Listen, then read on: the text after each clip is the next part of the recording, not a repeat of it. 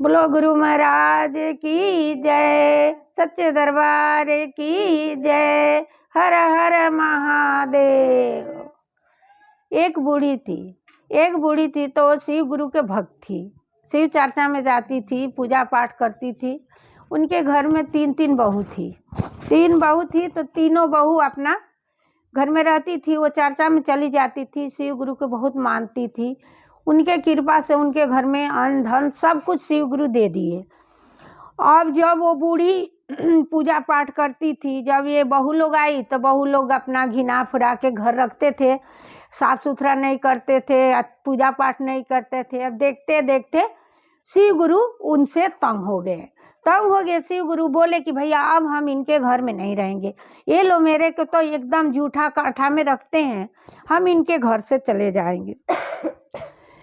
जब एक दिन रात में शिव गुरु बूढ़ी के सपना दिखाए, बोले कि हम तुम्हारे घर से जा रहे हैं, हम नहीं रहेंगे तुम्हारे घर में, तुम्हारे बहू लोग तो साफ सुथरा से रहती नहीं है, घर घिना के रख दिए और मैं तुम्हारे घर से तंग आ गया हूँ, मैं नहीं रहूँगा।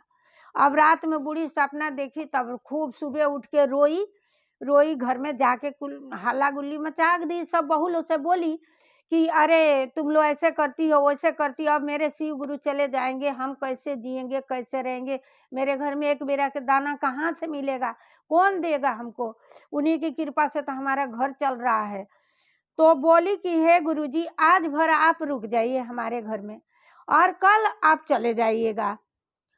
तो उस दिन क्या करी कि शिव गुरु को मना करके अब वो रख ली अपने घर में, बोली कि आज रुक जाइए कल चले जाइएगा। अब शिव गुरु क्या किए कि बोले कि चलो आज रुक जाते हैं। बूढ़ी सब घर द्वार लिपवा के पुतवा के सब रख दी और रख के क्या करी कि शिव चर्चा रखवा दी घर में। जब शिव चर्चा रखवा दी, सबको बुला ली, शिव चर्चा शुरू हो गया। शिव चर्चा शुरू हो गया, शुरू करने के बाद से सब देवी देवता लोग तो अपना चले जाते हैं, शिव गुरु भी जाने के लिए तैयार हो गए। बूढ़ी बोली कि बाबा आज गुरुजी रुक जाइए, मैं जा रही हूँ, 3 सप्त है मेरा, आपको मानना है। ब्रह्मा विष्णु महेश तीनों का सप्त है, जब तक मैं आऊंगी नहीं तब तो आपको नहीं जाना है, आप मेरे घर यहाँ आसन पर विराजमान रहिए। आप तो गुरुजी तो अब घेरा गए।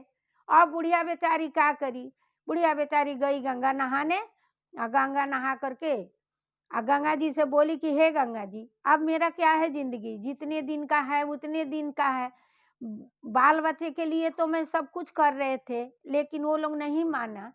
तो गुरुजी गंगा जी आप हमको आप गंगा लाभ कर दो और मेरे घर में गुरुजी का विराजमान कर दो।